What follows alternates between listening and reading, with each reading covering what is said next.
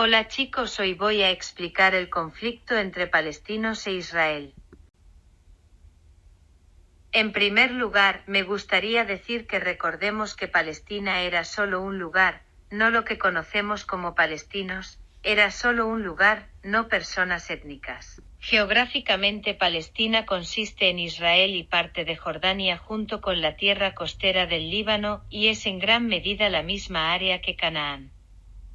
En gran parte habitada por cananeos alrededor.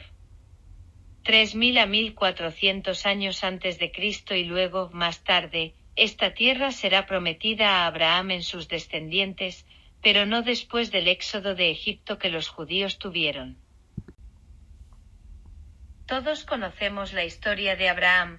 Dios envió un ángel para decirle a Abraham y Sara que iban a concebir un bebé, incluso si eran infértiles, pero Sara no les creyó, así que le ofreció a Agar la criada tener relaciones con Abraham para tener un bebé que se llamaba Ismael, que se convirtió en el padre de los árabes. Más tarde Sara concibió un bebé llamado Isaac, que Dios bendijo porque nació en el matrimonio que Dios le había prometido a Abraham. Alrededor del año 1400 a.C. los israelitas salieron de Egipto y lucharon contra estos cananeos, en su mayoría. Los amalecitas eran una tribu descendiente de Amelec que es nieto de Esaú, y tomaron el control de gran parte de la tierra a lo largo del río Jordán y hacia la costa. Sin embargo, todavía había pueblos costeros llamados filisteos que los registros egipcios dicen que vinieron de Grecia. Los filisteos lucharon con los israelitas de vez en cuando desde alrededor de 1380 a.C. hasta que David luchó contra Goliat y finalmente se convirtió en rey alrededor del año 1000 a.C. La Biblia usa la misma palabra para Palestina y filisteo. Incluso si los nuevos registros muestran que esas son dos personas diferentes, muchas personas creen que los filisteos y los palestinos eran el mismo grupo étnico, pero eso no es cierto.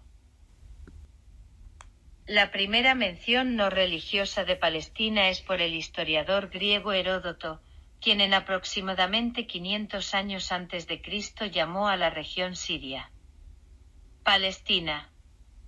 A pesar del exilio de 70 años que comenzó alrededor del año 600 a.C., los judíos regresaron a la tierra y continuaron gobernándola.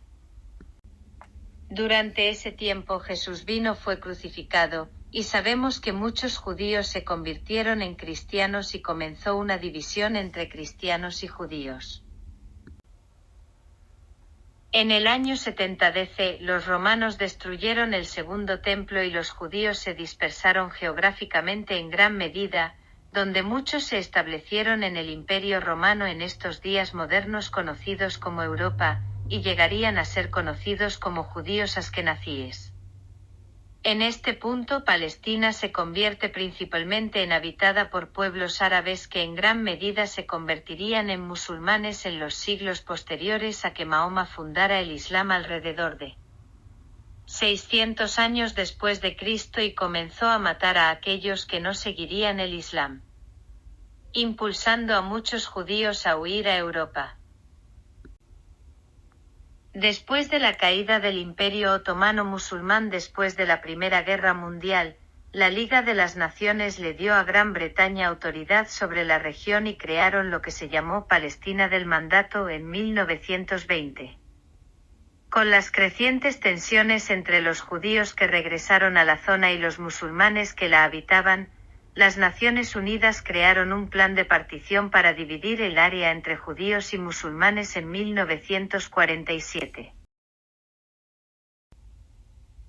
Después de la Segunda Guerra Mundial muchos judíos fueron discriminados en Europa, en Alemania, y asesinados en el Holocausto por Hitler. Muchos de ellos desean regresar a Israel. Después de todo, Dios les prometió a Abraham y a sus descendientes que Israel iba a ser suyo mientras confiaran en Dios. También sabemos que los judíos comenzaron a alejarse de Dios, y cuando Jesucristo vino no lo siguieron, y así Dios los castigó. Todo esto fue profetizado en la Biblia, dijo, como es profecía en el futuro que judíos y cristianos serán asesinados por la fe y los judíos serán el grupo más odiado en el mundo.